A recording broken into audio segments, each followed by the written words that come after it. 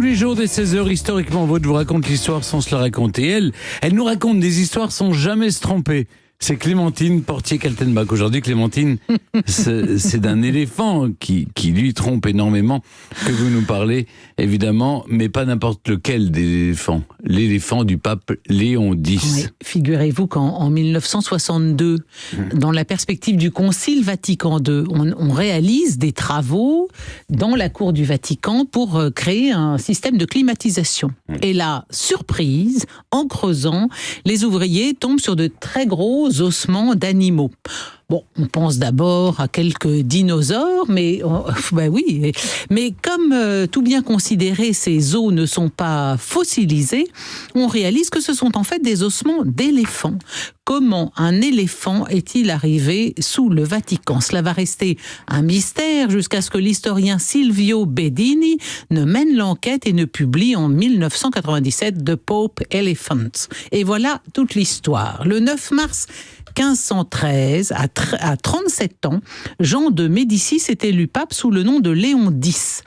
Et pour s'attirer sa sympathie, et comme le veut la tradition, le roi Manuel Ier du Portugal lui offre pour son couronnement un jeune éléphant. Il en possède déjà plusieurs, le roi du Portugal, dans sa résidence de Lisbonne.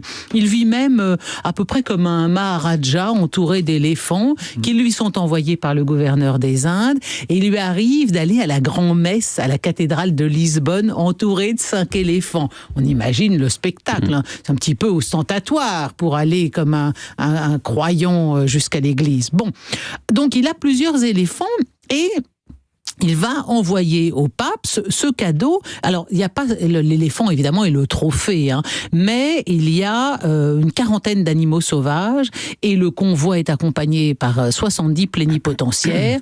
Jean de Médicis, Léon X, lui, est très habitué aux animaux sauvages parce que son père n'est autre que Laurent le Magnifique. Donc son père avait une très belle ménagerie à Florence et lui-même en a constitué une au Vatican. Mais à Rome, on n'a plus vu d'éléphants depuis l'Empire romain. Donc l'arrivée du pachyderme va faire sensation naturellement. Et sur son passage, toutes les villes, tous les seigneurs demandent à ce qu'il fasse halte chez eux. L'éléphant fait son entrée dans Rome en grande procession le 19 mars 1514, surmonté d'une sorte de château. Miracle, miracle, nous dit la chronique. Voilà que lorsqu'il arrive devant le château Saint-Ange, d'où le pape Léon regarde son arrivée, il s'arrête, regarde vers le pape et s'agenouille par trois fois. Oui, miracle. Et pourquoi miracle? Parce que dans les écrits antiques, il était indiqué que l'éléphant ne pouvait pas s'agenouiller parce que l'éléphant n'avait pas d'articulation au genou. Or, l'éléphant du pape, lui, s'agenouille devant. Vous n'êtes jamais allé au cirque? Ça s'agenouille, un éléphant. Oui, mais à l'époque, on ne savait pas, cher monsieur. Bon, alors donc là, c'est un miracle, hein, s'il vous plaît. Bon, alors le pape Léon X est charmé, attendri par cet éléphant, qui en plus a une particularité extraordinaire. C'est oui, bien sûr, Stéphane, c'est un éléphant blanc ou un éléphant albinos. Bravo. De plus, très rare. Ils sont sacrés en Thaïlande, partout. Ah bon, on n'offre pas n'importe quoi au pape, hein, bien sûr. Alors, le pape, en plus, a été... Le pape a été dressé, non. Sacrilège. L'éléphant a été dressé, c'est sur commande de son mahout, son gardien. Il sait s'asperger d'eau, faire quelques pas de danse, enfin tout ça, évidemment, c'est très joli à voir. Et donc, Léon X s'entiche de lui et il devient son animal de compagnie préféré. On raconte qu'il jouait avec lui. Et cet éléphant, on le baptise Anno, avec un H, A-H-A-2-N-O, ou Annone en italien. Alors c'est soit le nom d'un grand amiral carthaginois, ou peut-être simplement la déformation du terme Anna, qui en malabar signifie éléphant. Et oui, malabar. Vous savez dire éléphant en malabar, vous ayez gagné votre journée. Le pape lui fait faire un enclos spécial dans ses jardins, entre la basilique Saint-Pierre et le palais apostolique. Son gardien, c'est le chambellan du pape, et le public peut venir le voir les samedis et dimanches. Le peintre Raphaël en personne vient faire un portrait d'Hannon qui a été perdu, mais dont il nous reste des copies. Le pape est très possessif avec son pachyderme. Il refuse de le prêter à son neveu qui le lui demande, parce qu'il a peur que son éléphant se fatigue. Il lui répond qu'il a peur surtout qu'Hannon n'ait mal aux pieds. Il étudie la possibilité de lui faire des chaussons. Il est vraiment aux petits soins pour son éléphant. Le fait est qu'Hannon a une santé fragile, et c'était bien souvent le cas de ces animaux.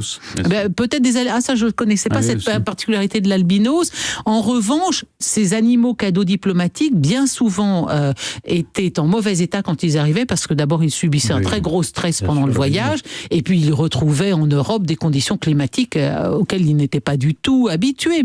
Donc au bout de 2 ans, en 1516, le malheureux Hanno commence à souffrir de constipation, bien sûr, et de problèmes respiratoires. Le pape fait venir auprès de lui son médecin personnel, et on lui administre, là vous allez voir à quoi je pense tout de suite, Stéphane, on lui administre un traitement laxatif à base d'or, supposé venir à bout de ses problèmes, mais qui vont en fait lui empoisonner les reins. Alors à qui vous pensez spontanément qui prenait une potion à base d'or ? La favorite du roi. Exactement. Diane de Poitiers. Diane de Poitiers, pourquoi elle prenait une potion à base d'or pour rester jeune, comme Antiride. Et en fait, en croyant rester jeune, elle s'est flinguée les reins. Donc elle eut le même destin que le malheureux Hanno, éléphant blanc du pape, qui lui aussi était constipé. Bon, alors, il meurt, le pauvre animal, le 8 juin 1516, le lendemain même du jour où on lui administrait ce traitement de cheval.